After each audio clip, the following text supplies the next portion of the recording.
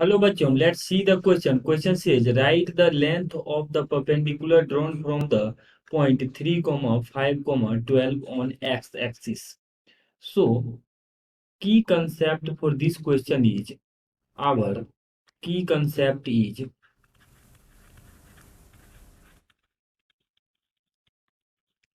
any point on any point on any point on x-axis any point on x-axis can be taken as x1, 0, 0 because x-axis पे y coordinates जो होते हैं ये 0 होते हैं।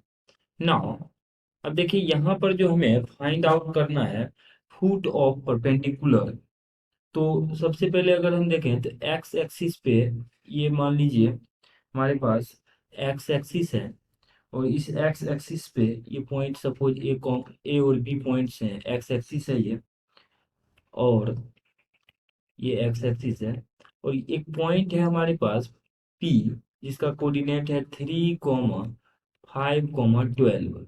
तो इसका हमें फुट ऑफ परपेंडिकुलर निकालना है।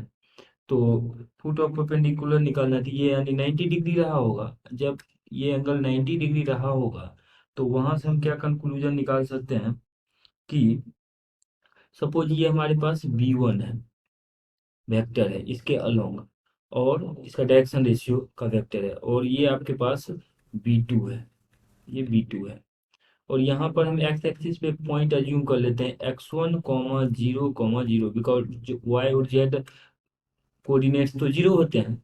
तो यहाँ से अगर हम ये पॉइंट P है और इसको D अज्यूम कर लेते हैं तो PD के अलोंग जो वेक्टर B2 है तो ये वेक्टर B2 का अगर हम डायरेक्शन रेशियो देखें तो ये आ जाएगा 3 माइनस पॉइंट कर देंगे तो 3 -